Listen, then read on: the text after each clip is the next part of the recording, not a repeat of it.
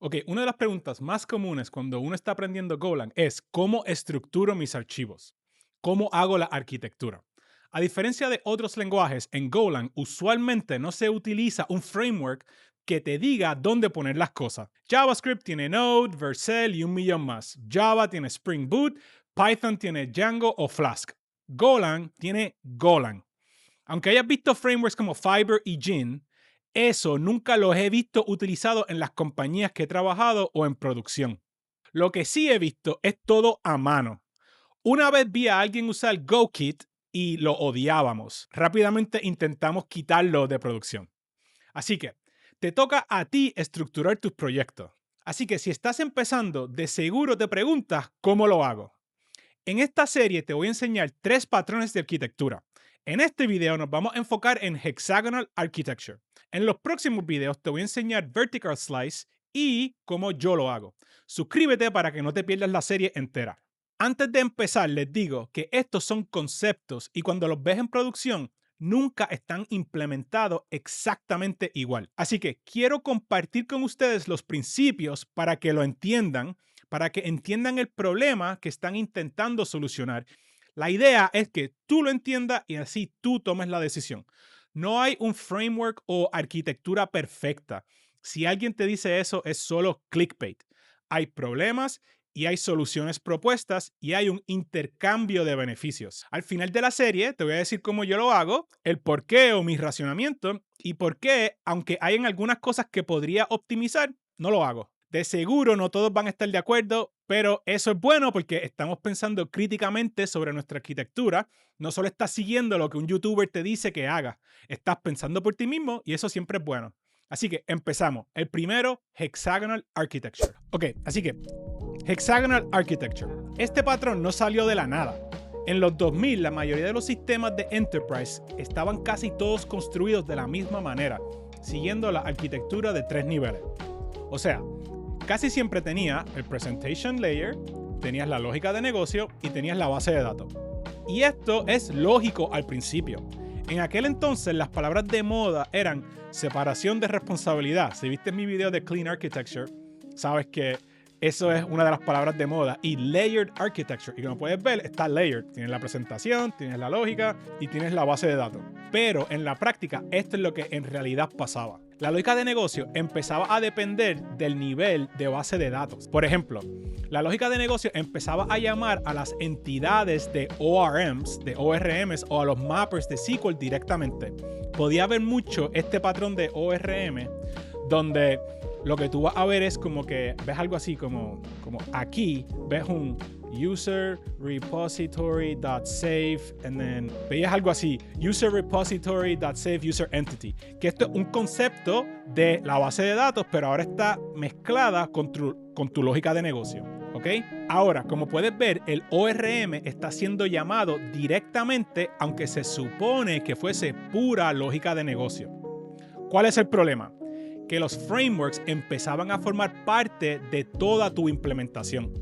Tu código en aquel entonces el código que se supone que fuese solo la lógica de negocio, ahora tiene que saber de las anotaciones de Spring o de las entidades del JPA o sabía de los controles del web. No podía ejecutar un test sin también tener que ejecutar el framework completo.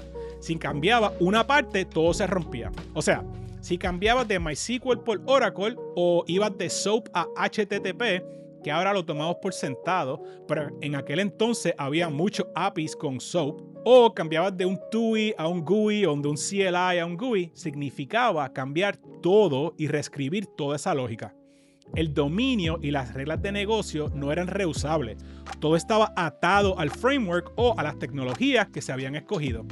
Así que ese es el contexto, ¿ok?, en el que tenemos que pensar. Ese es el problema que está sucediendo. Ese es el contexto. Y ahí es que entra Alistair Cockburn, que, by the way, es uno de los pioneros del Agile y el coautor del Agile Manifesto, que les recomiendo que lean el libro, es excelente.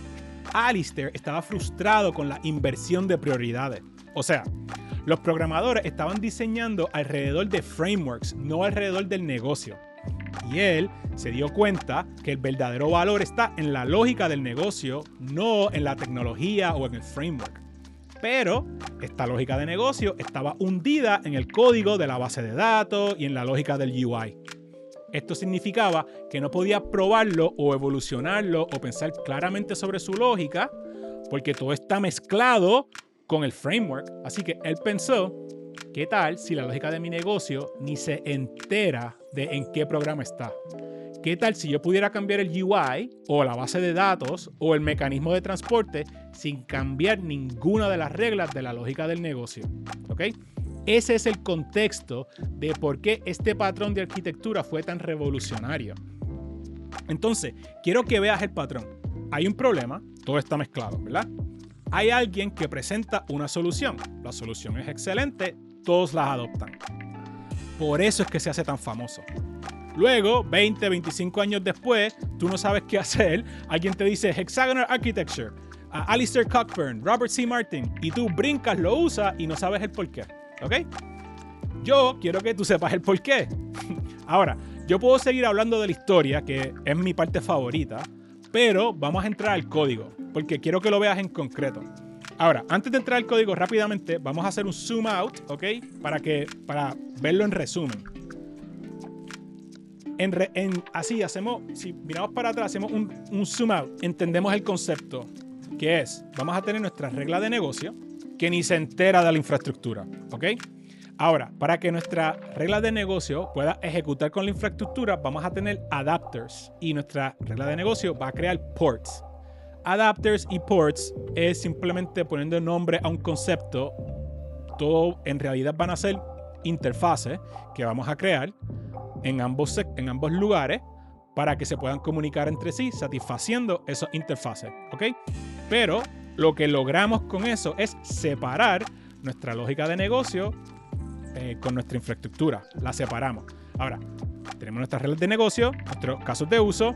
Si queremos cambiar el transporte, pues vamos a tener un adapter para ese transporte. Si queremos comunicarnos con nuestra base de datos, pues vamos a tener un adapter a nuestra base de datos, etcétera. Si luego queremos tener un message queue, creamos un porte y creamos una manera de comunicarnos, un adapter para comunicarnos con ese message queue. ¿Okay? Eso en sí es el problema que resuelve Hexagonal Architecture, pero ahora quiero que lo veas con un ejemplo en concreto en código. De la manera que lo vamos a hacer es bien fácil. Te voy a enseñar código sin Hexagonal para que veas el problema y luego le voy a aplicar el Hexagonal Architecture para que veas lo que soluciona, ¿ok? Así que déjame prepararlo todo y te enseño. Ok, aquí lo preparé. Nada, con nuestro entendimiento de Hexagonal ahora podemos ver los errores en el código que te voy a enseñar ahora, ¿ok? Para empezar, vamos simplemente a ver una arquitectura normal, de que estás empezando, no sabes dónde poner las cosas. Para nuestro caso, vamos a decir que nuestro caso de uso es que cuando un consumidor hace una orden, lo que nosotros tenemos que hacer es reservar el inventario y enviar una notificación al consumidor. No sé, reservamos inventario, enviamos notificación. Esa es nuestra regla de negocio, ¿ok? ¿Cómo se ve el código de eso? Ok, como les dije, la regla de negocio es reservas el inventario y envías una confirmación al email.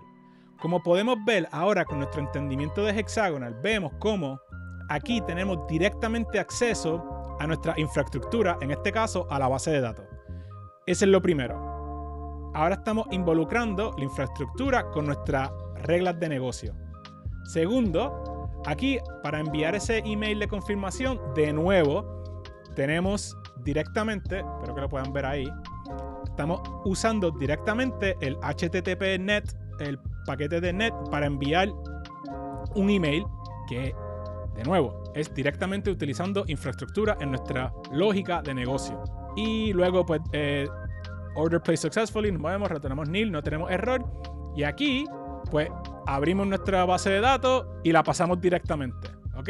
Ahora, con nuestro entendimiento de Hexagonal Architecture, podemos ver que lo que necesitamos hacer es remover esta infraestructura de nuestra regla de negocio, porque ¿qué tal si en vez de utilizar DB aquí, queremos utilizar Firestore o queremos utilizar MySQL o queremos utilizar Mongo, lo que sea?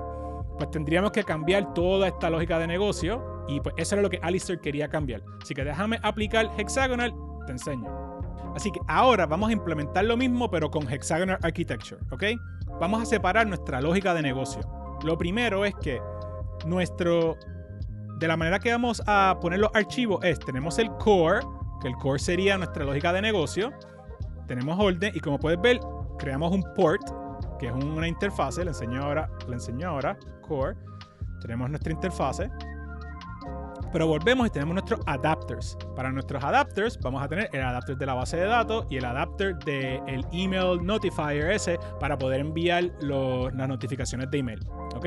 Pero son adapters. Ok, ahora vamos a volver a nuestra lógica de negocio. ¿Ok? Nuestra lógica de negocio está aquí en orders, en place order, ¿verdad? Y tenemos la misma lógica. Regla número 1, reserve el inventory. Vamos a guardar el inventario. Y regla número 2, enviar nuestras notificaciones. Quiero que te des cuenta cómo sabemos lo que se supone que pase, pero no sabemos dónde está sucediendo. ¿Ok? Llamamos a nuestra interfase y entonces va a haber una implementación de esa interfase que va entonces a reservar el inventario por nosotros. Nosotros no sabemos si ese inventario está siendo reservado en una base de datos de SQL, o en una base de datos de Mongo, o en una base de datos de Oracle. Eso no lo sabemos y no nos interesa en este lugar del código. En este lugar del código lo que nos interesa es nuestra lógica de negocio, que simplemente sabemos, porque lo abstraímos, que necesitamos reservar el inventario y luego enviar una notificación. ¿Dónde vamos a enviar esa notificación? No sabemos, pero sabemos que necesitamos esa parte de nuestra lógica de negocio. ¿Ves? Como no se entera de la infraestructura. Ahora, ¿de dónde sale este inventario? Bueno, pues este inventario es de nuestro port, que es una interfase. Nuestro notifier también es una interfase. Y si venimos aquí a los adapters, aquí es donde esta es la implementación que satisface esa interfase. Y como podemos ver aquí, el send notification, pues nosotros sabemos que va a utilizar un client, que va a hacer un post a un email. Si esto cambia en algún momento y en vez de utilizar este cliente queremos utilizar REST o queremos utilizar SQS de AWS, simplemente cambiamos esta implementación de la interfase y nunca tocamos nuestra regla de negocio, que eso es lo que queremos proteger porque ahí es que está el valor. Lo mismo sucede con nuestro Postgres Inventory. Sabemos que necesitamos reservar. En este lugar es que entonces reservamos nuestra base de datos, pero si queremos cambiar nuestra base de datos por Oracle o MySQL o MongoDB, no cambiamos nuestras reglas de negocio, simplemente cambiamos la implementación de este adapter, que es aquí mismo. En vez de update inventory set en Postgres, hacemos un document save en Mongo, si es que cambiamos de infraestructura. Ese es el valor de Hexagonal Architecture, separar la lógica de negocio de la implementación y de tu código. ¿Por qué esto es importante en ese momento? Porque te puedes imaginar que en ese momento la tecnología estaba cambiando por completo. Te doy un ejemplo básico. Antes, todos los APIs eran en SOAP. Así que te imaginas cuando salió JSON y todo era, cuando los APIs cambiaron de ser XML y empezaron a ser más JSON. Eso es como ejemplo. Todo el mundo quería cambiar todo eso. Pero imagínate tener que ir a todo tu código y en todos los lugares que tú estabas llamando a tu SOAP, tener que ahora empezar a llamar APIs con JSON. O sea, es un caos. Pero si tienes esta arquitectura hexagonal, solamente vas a la implementación de los adapters y ahí cambias de SOAP a JSON. O sea que el blast radius de lo que estás cambiando se minimiza a un solo lugar en tu código y te puedes imaginar que cuando otro programador ve este patrón hace ¡buah! ¡Qué excelente! Esto me encanta, dale, vamos a implementarlo y pues ¡boom! Se hizo famoso. Pero está solucionando un problema en específico y ahora tú entiendes ese problema y entiendes por qué esta es una solución que se hizo famosa.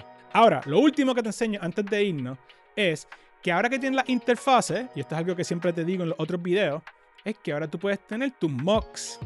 Y ahora tus mocks simplemente son interfaces, puedes hacer la implementación y hacer un mock que no tengas que llamar directamente a SQL, no tengas que llamar directamente al cliente, simplemente puedes mockear la respuesta de esa interfase. Así que esto hace que los tests se vuelvan súper fáciles, solo hazle mocks a los ports. Cambiar el framework también se hizo posible porque solo cambian los adapters, como te expliqué. Y el corazón de tu aplicación, que son los casos de uso, se volvió eterno porque no cambian. Por eso es que todavía vemos los principios de Hexagonal Architecture en los patrones modernos, como en el Clean Architecture de Uncle Bob de Robert C. Martin en el video que te enseñé anteriormente, en el Onion Architecture de Jeffrey Palermo, en el Screaming Architecture de Uncle Bob de nuevo, y en el DDD Domain Driven Design, que en ese los ports y los adapters son los límites naturales del DDD. Todos se basan de la misma fundación. Protege el dominio, aísla el framework. Nada, espero que te haya servido y que hayas aprendido algo. Suscríbete para que sigas la serie donde voy a continuar explicando otros patrones de arquitectura y su porqué. Recuerda darle like porque me ayudas un montón. Y si no quieres esperar al próximo video, que voy a hablar de Vertical Slicing, y quieres aprender un poco más sobre Clean Architecture, ve el próximo video. Nada, nos vemos en la próxima. Bye.